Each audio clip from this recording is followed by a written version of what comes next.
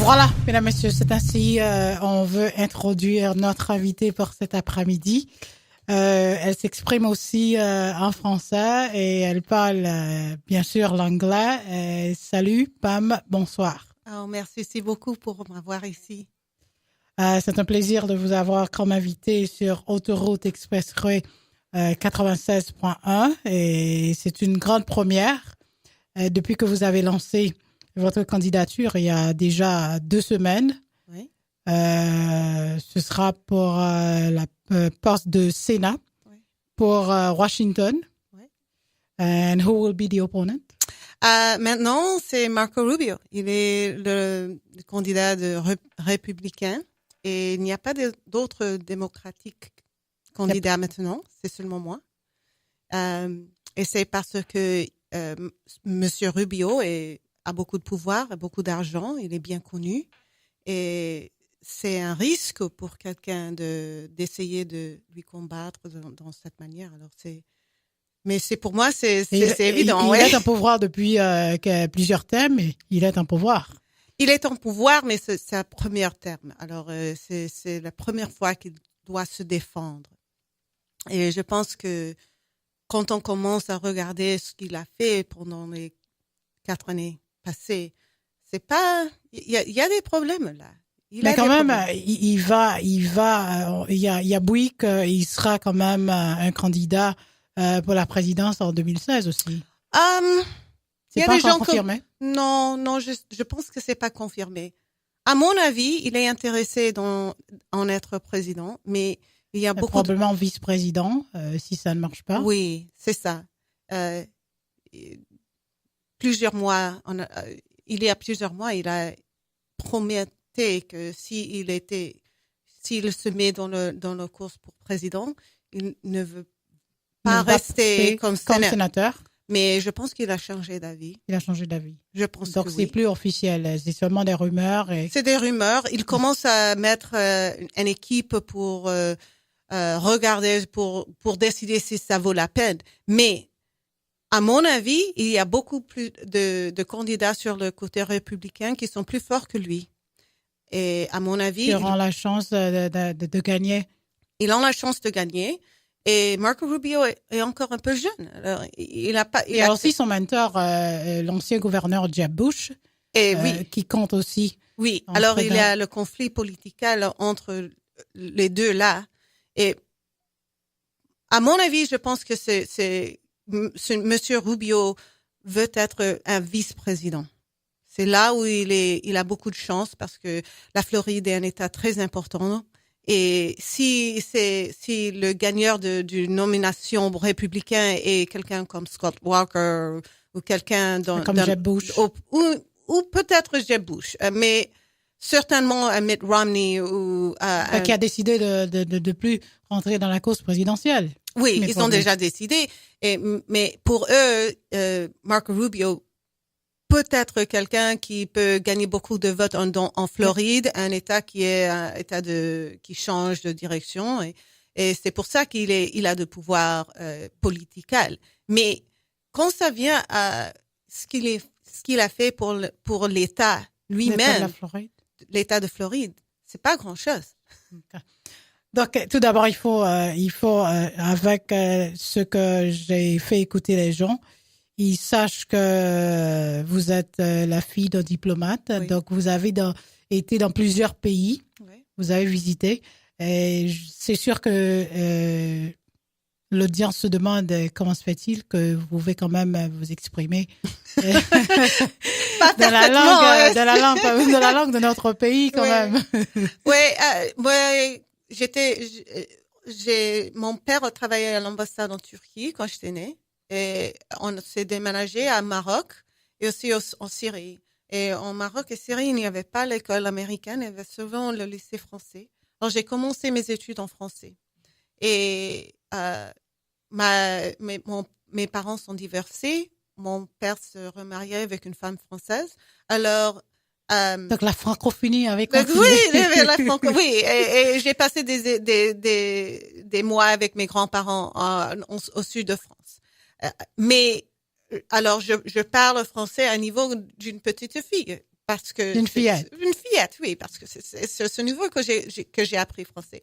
Après ça, j'ai fait mes études en anglais et c'était vraiment difficile quand de faire la transition. Absolument, parce que j'écris en anglais et tous les mots comme ça sont en français. Alors j'avais du mal. Tu avais appris en français. C'est comme pour les Haïtiens. Ouais. On vient ici, on parle français, on a appris en français. Arrivé ici, il faut communiquer en anglais et apprendre en anglais une autre langue. Ouais. Donc, faire mais mes parents parlaient anglais avec moi à la maison. Mais ça a été difficile quand j'avais 7, 6 ans, 8, 9. C'était une transition. Une transition très difficile pour moi. Et maintenant, oui, je parle anglais, un peu d'espagnol, italien, un peu n'importe quoi. Mais c'est toujours français que je retourne de quelques années en France pour visiter ma famille. Alors, donc, continuellement, tu continues à communiquer et à utiliser la langue française. Oui, mais mon vocabulaire ne s'agrandit pas. Ne s'agrandit pas. Alors mais quand même, pouvoir quand même avoir une petite conversation et converser un peu et s'en souvenir de quelques mots, donc c'est pas mal. Hein? C'est pas mal. Merci. Donc, you are working right now. You do a lot of labor law. Yes. You're a labor attorney. Yes. I realize the first issue that you mentioned in your program that you'll be running for Senate unemployment. Right. I was not surprised. I'm like, of course, that would be a top issue. Well, I think it's everybody's top issue because when you look at what it means to have a good life in the United States, the first thing is being able to take care of yourself and your family. Right. And there are some of us who are blessed with inherited wealth, but most of us are not. So a good life starts with being able to provide for yourself and your family. And that almost always involves employment. I see that you also mentioned immigration as, Senator Marco Rubio started to have this proposition, last year, and other senators were with him. They were, unfortunately, that kind of fell to the crack. Mm-hmm. Secure the border, that was the most important, and they couldn't agree with this proposition for immigration, and we still have the 11 million. However, President Barack Obama recently have the executive order that he's getting into a lot of trouble for with Congress right now. I was reading some of the plan that you have. They seem to be similar to what President Barack Obama is proposing as well, as far as legalizing, helping the children that are here illegally have a path to citizenship for them at some point. Mm-hmm. What do you get into office? What would you have a position for a complete reform, or what would it be? Well, I think the first thing you have to do is be realistic and pragmatic and deal with things as they really are rather than things as you wish they were. And the way things really are is that our nation is a nation of immigrants. It is a nation of people who have come here and put down roots and have become integral to our communities. They're integral to our workforce. They are integral to our consumer base. And so the notion that we are going to somehow excise all these people from our society is absurd. I mean, it's just not going to happen. No matter how much you gnash your teeth about how they got here, they are here and they are us. And that is the truth. So my position is that we must have a comprehensive and intelligent approach to normalizing these people into our society because they're here anyway and they're not going anywhere. So it's a question of getting them out of the shadows, getting them fully integrated into our society, and also enabling them to raise their children and to foster their communities in a way that strengthens rather than weakens our society. So my approach is very much a comprehensive one, yes. It is indeed. As I read more, let me give the website so people can have a better idea as well. While they're listening to us, they could check out what I'm talking about, the website is Pam Keith for Senate 2016.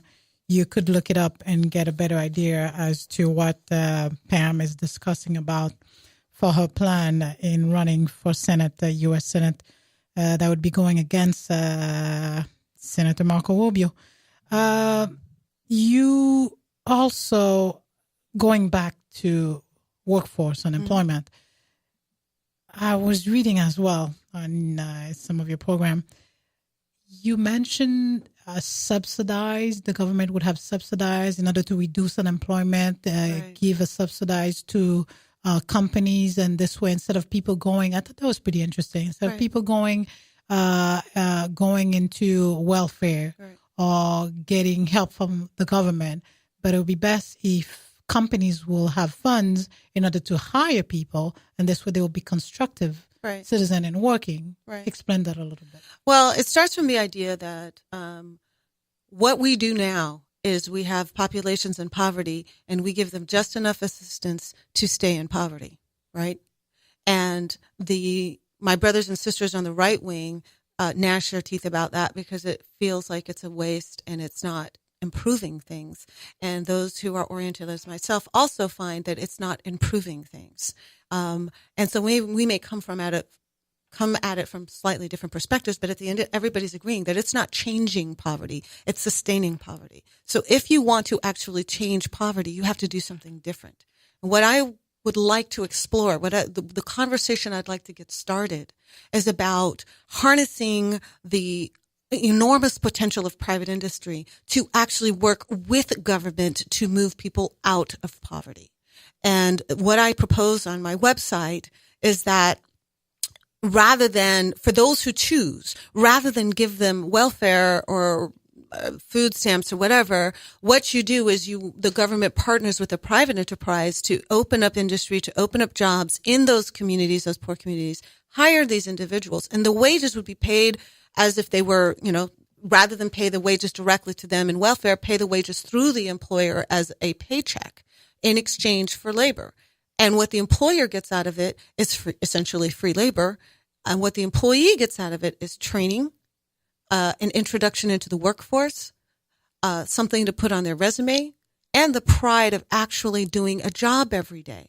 The company gets the benefit from instead of relying just on a little funds from the government that you're still stuck there. You're still stuck there because you haven't learned anything. You haven't grown in any way, right?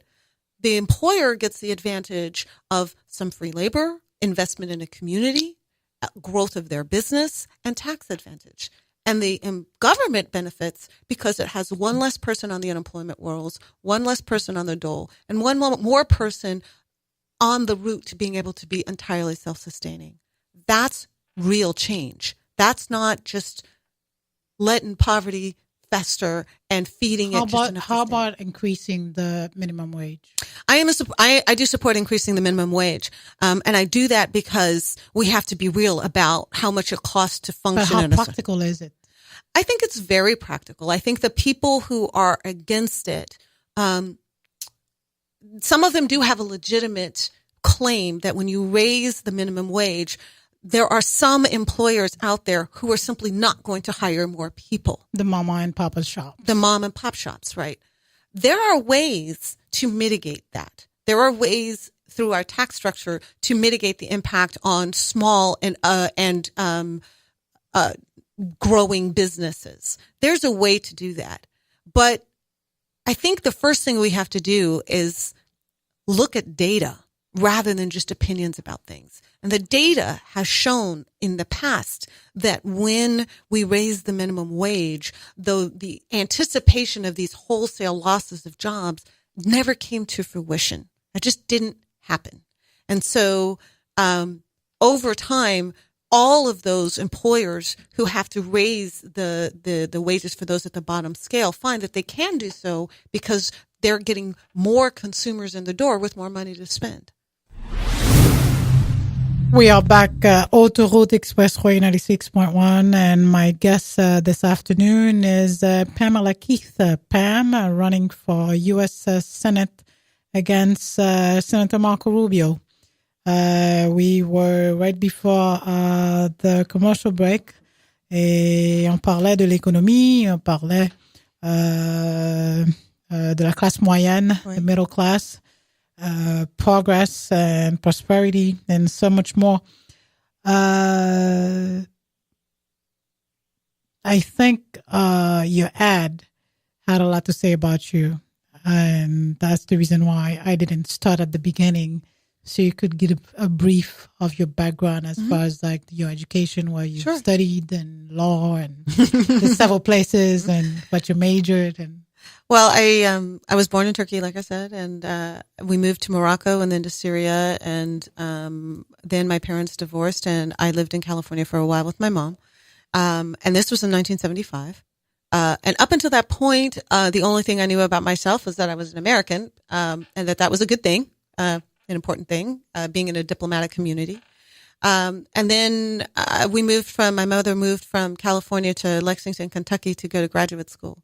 And that was really my first experience with the South. It was the first experience really with any kind of race discrimination or anything like that. It was very difficult as a 6-year-old or 7-year-old child to try to understand why all of a sudden, people treated me so differently and I was looked upon so differently. And and I had the self-confidence, to challenge and push back and observe it. But a lot of the Black children around me took it as just the status quo, like it was perfectly normal. So that was my first experience with those kinds of issues. I lived with my dad in Washington, D.C. for a while after that, and then we moved to Brazil. And how long you spent in Brazil? I spent 2 years in Brazil, and I'm assuming there's some Portuguese language. Sim, eu posso falar pouco de português também. So I did learn a little Portuguese there, and I absolutely loved Brazil, and made a lot of tremendous friends there, and that I still keep in touch with. And once again was reminded of how special it is to be part of a diverse community, and also how special it is to be an American. So those two things kind of always have gone hand in hand for me. And then I moved back to the States. I went to high school in California. I went to University of California, Davis, and I got a communications degree and a graduate degree. And then we can relate in that. Yes. So I love communications and I love public speaking. And then, how am I doing? You're doing fantastic. Oh, thank you. Coming from a communication major like myself. I am very impressed. And then I moved completely across the country to Massachusetts to go to law school. I went to Boston College Law School. And went overseas, for a semester in London when I was there, and, decided at that point that I really wanted to go into litigation, and I wanted to try to see what kind of a debater, elocutor I could possibly be. So I went into the Navy, and that was a big decision for me because I wanted. What made you join the Navy? Well, there were 3 reasons. First of all, in the Navy, I was going to get, to be a litigator right away. Were you following your father's footsteps? That was definitely a big part of it. My dad always told me stories about his Navy days, and he had so much nostalgia about it all. And he had such a positive experience, even though he was one of the first Black officers on the Midway, this large aircraft carrier. So you grew up as daddy's little girl? I did. And, so you were spoiled? A little bit, but not a brat. Just spoiled. I may have had some. You're not going to say the truth. I have to speak the truth. But Dad, interestingly enough, his experience was in an all-male Navy. So when I told him that his little girl was joining the Navy, he was less than fully supportive of the notion at first because he hated the idea of me around all those sailors. Like he didn't know what that would look like. And but when I did go in and I started to have an expansion of my lexicon and my experiences when I could actually talk to my dad in Navy speak. And it was just a whole nother level that he and I could bond on. And it was wonderful. It was absolutely special. So I really treasure that and that time that I had in the Navy. And I was able to go overseas. I volunteered to go overseas and serve in Bahrain as an officer there. In the Desert Storm, have you served? It was after Desert Storm, before the current Gulf conflicts, and and at that time when we were enforcing sanctions against Saddam Hussein. So that part of the world was very active because we had all these aircraft carriers and, enforcing no-fly zones, and our ships were doing marine interdiction, boarding ships to make sure that, Iraq was not exporting oil and so on and so forth. So it was a very busy time. It wasn't a full-blown war like it was after the 2000, I'm thinking the listeners are listening to you and are wondering, okay, you've traveled so much, you've been all over the world, all of the place. But so now they're probably wondering, okay, you're running for Senate. Are you gonna really stay put? Oh, well, yeah, that's always a good question. Because you're a traveling bird. I think it's about, I traveled a lot, and those were the chapters of my life where I was evolving and growing and learning, right? These are the chapters of my life where I'm executing. Let me give them a chance to ask questions, because I'm killing you with the questions, and I'm sure we have some people listening that may have questions. Nous mettrons n'importe question nous gagnons pour Pamela Keith, c'est lui-même qui apprend pour sénatrice pour la Washington contre sénateur Marco Rubio, lycéen démocrate. Nous te mettre téléphoner, et 2-3 questions. Donc, on va prendre 2-3 questions rapidement pour lui. Et nous mettre les formules questions en créole et en français, en anglais, n'importe quoi nous voulons. Et pour que les capables de répondre à questions. Nous, on a fait ça rapidement, juste avant que nous terminions et interview que nous gagnons avec lui. C'est 561-734-1340. 561-734-1340. On prend 2 questions rapidement pour Pamela Keith, qui a parlé de l'expérience, de background, l'a introduit avec la communauté haïtienne, là, que nous entendons ça. Donc, c'est une monde Kaplan et une candidature pour Sénat en 2000, l'élection qui pourra le faire en novembre 2016. The election is going to be November 16th. November 2016. The election date is November 8th, 2016. I have it tattooed on my forehead somewhere. So yeah, I had to start early because I am not known in the state, and we're gonna go ahead and take the first caller. Okay. Pabli Nabzimonio n'a prend 2-3 appels, fait ça rapidement parce que on connaît nous d'autres informations pour sur autoroute là. Alors oui, rapidement, bonsoir. Fonti baisser radio, on va nos feedback. Allô, bonsoir. Oui, bonsoir, vas-y. Oui, bonsoir. C'est un plaisir pour moi pour me détendre auditrice là, au sénateur. Non, c'est candidat pour Sénat. Candidat au Sénat, ok. Je devrais féliciter lui. Et puis, mais elle parle français. Ou qu'elle parle français avec elle, si vous parlez français. Oui. Je devrais féliciter lui et puis je devrais dire succès déjà. She wanted to congratulate you. Oh, merci. Oui, merci beaucoup. Elle a dit merci. c'est un grand travail que je prends ici avec mon voyage politique, mais merci beaucoup. N'apprend l'autre appel encore. Allô, oui, bonsoir. Allô, oui, bonsoir. Oui, bonsoir. Oui, auditeur Naptadéo. Allô, bonsoir. Oui, bonsoir. Madame Naptadéo. Ok, moi, saluer. C'est moi-même? Oui, Naptadéo, avec candidat pour Sénat. Ok, saluer et Madame Pam, me dit bienvenue dans la communauté. Merci.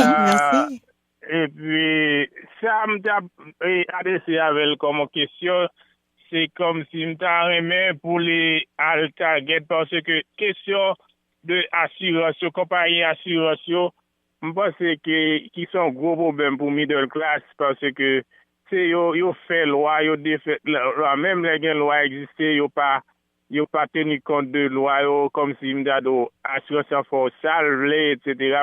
Quel type d'assurance pour me capable bien traduire pour qui type d'assurance va parler? Bon, variété d'assurance, c'est possible. Santé, machine, toute qualité d'assurance? Yes. Okay. Parce que c'est pour le target, ça, parce que yo fait loi, vous voulez pas respecter. Et pas yo fait loi, yo pas respecter loi, vous voulez. Pas respecter loi. Yes. He welcomed you to the community, but he also would like for you to work on issues like with insurance companies. Mm-hmm. They don't abide by the laws whether it's health insurance or car insurance or life insurance, you name it, any type of insurance. I'd like for you to consider that as well. We'll take another caller and I'll have you answer all the questions after. Sure. Another caller. On prend l'autre appel rapidement. Oui, bonsoir. Allô? Hello, bonsoir. Oui, bonsoir. Je voudrais bien féliciter Madame Pamela Merci. pour cette grand objectif. Je vais vous dire que nous sommes en bataille. Ce n'est pas trois seulement. Nous sommes au combat. Oui, c'est vrai. Nous suivons pas à pas. Et c'est ce que nous voulons vous demander. Il faut aller dans tous les radios de Floride, les radios haïtiens de la Floride, pour annoncer cette bonne nouvelle. Nous sommes derrière toi, madame. Oh, well, c'est gentil, c'est très gentil. Voilà ce que je vais faire. Je donne rapidement le numéro de contact. C'est 561 291 46 75. 561 291 46 75. Aussi, le site sur Internet, c'est www.pamkeith, PAMKEITH,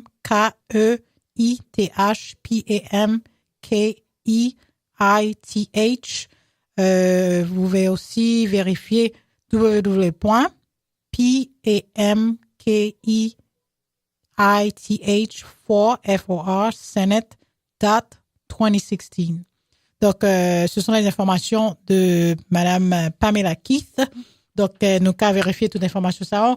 On apprend, bon, that's it. I'd said a few calls. Okay. We can't take any more because we have to go on with the show. No, I understand. Thank you for coming. And that was you'll come back again. Absolutely. I would be delighted and honored, of course. And, le dernier mot, pour la communauté. J'ai d'espoir pour la communauté haïtienne ici, et aussi pour les Haïtiens en Haïti. Je sais qu'il y a des problèmes là. Il y a des problèmes d'infrastructure. La crise politique. La crise politique aussi avec le président Martelly. Et je sais que maintenant, on a une maladie de Moyen-Âge qui tue des Haïtiens. Il y a presque 9000 qui sont morts de choléra. Ouais, le choléra. Oui, c'est quelque chose que doivent être adressé et immédiatement. Et je pense qu'il y a toujours de travail que les États-Unis peuvent faire avec Haïti sans mettre le pouce là-dessus, hein. Et c'est pour ça que je veux commencer les discussions à Washington avec une.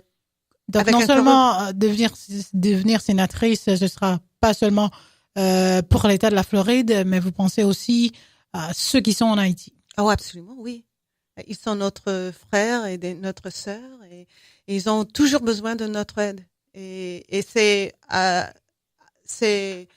bon pour les États-Unis d'avoir des relations bonnes avec Haïti et aussi avec les autres. Évidemment, c'est pas étonnant parce que la fille d'un diplomate ne saurait parler différemment. Ouais, c'est vrai. Donc, on aura d'autres conversations. Ce sera pas la première.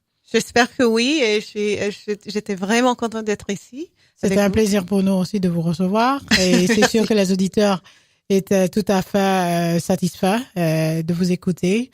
Et avec un background, je peux dire que les voyages sans cesse.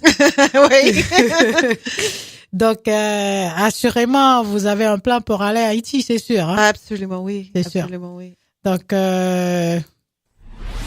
on sera toujours là à vous recevoir. D'accord, à la prochaine. À la prochaine, et on continuera et continue cette campagne. Bonne chance. Merci beaucoup. Mesdames, Messieurs, c'était Pamela Keith qui est en candidature pour Sénat pour 2016 contre sénateur Marco Rubio républicain.